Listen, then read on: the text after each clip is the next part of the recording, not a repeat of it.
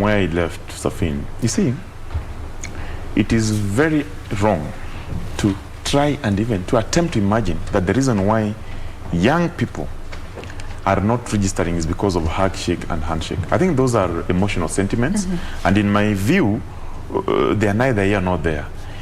Kenyans are bright, and they know exactly who they would want to elect. They will do that in a secret ballot on 9th August 2022. So anyone who is still hanging on handshake and handshake, I think Kenyans move from there. Kenyans are visioning a country that shall be prospering come 2022 when they elect their leaders, right from the MCA to the presidency level. Now back to your question. The reason why this voting bloc is critical is because this is the future. You know, the young people have been told for a very long time that they are leaders of tomorrow. Then they were told, no, you are no longer leader of tomorrow, you are leader of today. But the young people, including myself, have told them we're the leaders of today. And that's why participation, political participation of the young people as provided for in the Constitution of 2010 is critical. Now, I just wanted to refer you to the census 2019. If you look at it, forget about even the registered voters alone, the number of young people who are part of the 47 million are massive, 75%. Now, as somebody who is a leader in a political party, I also tell you, if you look at the party registration membership in terms of registration, majority of them are young people. What young people are asking for, give us an opportunity to serve this country in political processes. That is why the politicians are going to them, telling them, look, other than just being, because I've seen one of the leaders in this country who is using young people as voting robots, mobilization robots, is using them as mobilization tools for mass destruction. The other day in Israel, he did tell them that, I know you are here, majority of you, because you are jobless. But he's not telling them how he's going to help them to get jobs.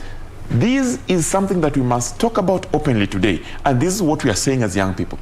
It's not enough for the political leaders to use the young people to fill their rallies and give them 200 shillings and tell them, tomorrow when you go back home, I'll bring you wheelbarrow, I'll bring you mkokoteni. That's not what young people want. The young people want to be involved in the political process, right from the party leadership all the way to elective and appointive positions. That can only happen if they're given opportunity. They have lacked opportunity. I'm glad today a few political leaders are giving young people opportunity, but majority of them are still using them as mobilization tools to decorate their rallies in a yellow fever kind of semantics. That must end. Lastly, Serfine, you know, it is interesting that you ask this question, that why is it this voting bloc now critical? Let me ask you, when you look at every politician speak, they mention the word youth or young people 8 times. 8 times, at least 8 times. Why? Because they recognize that these are the people going to make them leaders. But how come the young people have not decided to field one of their own as the president? They have not decided to field one of their own as MCA, woman rep, senator, governor. Why?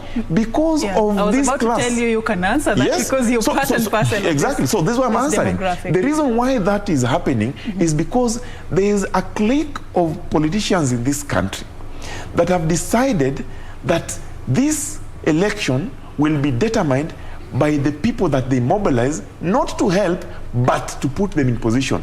This group of politicians, you have seen them crisscrossing this country, using choppers, using whatever they use, and then they call themselves the lowly placed, but they are highly placed, who are taking advantage of the struggle of the young people to make ends meet for themselves. That must stop.